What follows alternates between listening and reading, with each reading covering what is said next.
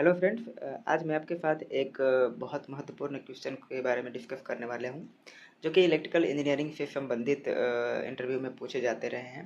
Question ये है कि ट्रांसफार्मर का रेटिंग केवीए में ही क्यों होता है, किलोवाट में क्यों नहीं होता, केवीएआर में क्यों नहीं होता है। तो इसका बेसिकली दो तरीके से आंसर दिया जा सकता है। पहला आंसर एक्चुअली लॉसेज के आधार पर होते हैं। उसमें ये कहा जाता है कि ट्रांसफार्मर में जो भी लॉसेज होते हैं, जो मेजर लॉसेज हैं, वो दो प्रकार के होते हैं। पहला तो कोर लॉसेज होता है, दूसरा कॉपर लॉसेज, जिसको ओहमिक लॉसेज भी बोला जाता है। तो इसमें ये एक्सप्लेनेशन दिया जाता है कि जो कोर लॉसेज हैं वो वोल्टेज पे डिपेंड करता है, जो कि सही है। एंड जो कॉपर लॉसेज हैं वो करंट पे डिपेंड करता है, जो भी करंट ट्रांसफार्मर के थ्रू फ्लो करते हैं, लोड करंट, उस पर डिपेंड करता है। तो यानी कि जो मेजर लॉसेज है वो किस पे डिपेंड किए, वोल्टेज पे एंड करंट पे। एंड दोनों का मल्टीप्लिकेशन या दोनों का कॉम्बिनेशन जो बोले, वोल्टेज करंट का मल्टीप्लिकेशन के फॉर्म में वो वोल्ट एम्पियर होता है। तो इसका हाइयर रेटिंग हम लोग केवीए बोल सकते हैं, साथ में एमवीए भी बोल सकते हैं, लेकिन जेनरिक वे में ऐसा बोला जाता है कि ट्रांसफार्मर का रेटिंग केवीए में डिनोट किया गया है। तो ये एक इसका सिंपल सा आंसर है कि transformer major losses are dependent on the voltage and current, so we can say that the transformer rating is in KVA. इसका एक और मोस्ट वैल्यूएबल एंड काफ़ी जेन्युइन आंसर हो सकता है, एंड होता भी है। जैसे काफ़ी जो अच्छे टीचर्स हैं वो इसको पढ़ाते हैं। जनरल वे में इसका एक्सप्लेनेशन नहीं मिलता है, वो मशीन के आउटपुट के आधार पर बोला जाता है कि मशीन किस प्रकार का आउटपुट दे रहा है, मतलब किस प्रकार का पावर डिलीवर कर रहा है। तो इसमें ये एक्सप्लेनेशन दिया जाता है कि जो भी इलेक्ट्रिकल मशीन्स हैं, यानी कि those electrical machines who are able to giving reactive and active power both है। मतलब वैसे इलेक्ट्रिकल मशीन जो real power and reactive power दोनों को देते हैं, दोनों को लोड को सप्लाई करते, दोनों पावर को सप्लाई करते हैं लोड को, उनका रेटिंग केवीए में होता है। अब इसको कैसे समझा जाए।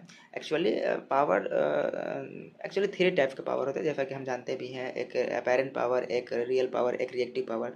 तो वैसे मशीन जो कि रियल पावर और रिएक्टिव पावर दोनों को प्रोवाइड करते हैं, तो उनका रेटिंग केवीए में होता है। Real power and reactive power दोनों को यदि कंबाइन किया जाएगा तो हमको अपैरेंट पावर मिलता है, जो कि केवीए रेटिंग या फिर एमवीए रेटिंग को डिनोट करता है।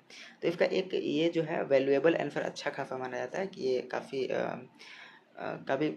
नोटिफिबल आंसर होता है कि those electrical machine who are capable of giving both real power and reactive power are rated in KVA और एमवीए और फर्दर हायर यूनिट्स।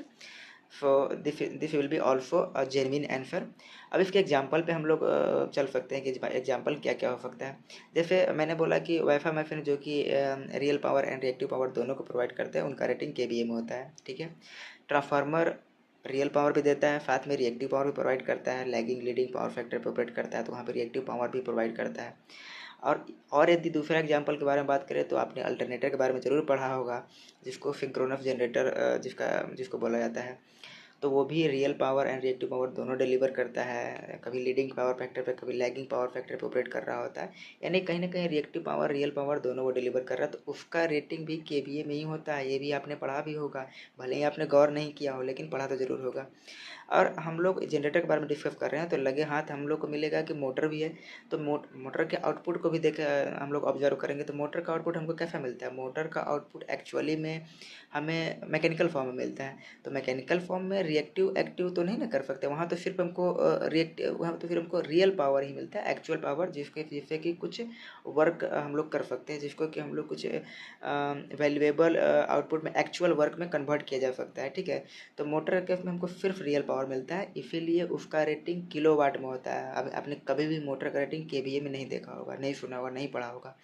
तो ये एक बेसिक तो नहीं, काफ़ी अच्छा जेन्युइन आंसर है, जिसको कि हम लोग को कंसिडर करना चाहिए। और आप कहीं भी इंटरव्यू में जाएं तो आप इस आंसर को पुट अप कर सकते हैं। दोनों तरीके से आप बता सकते हैं। पहला लॉसेज के आधार पे और दूसरा आप मशीन्स के आउटपुट के आधार पे। Thank you.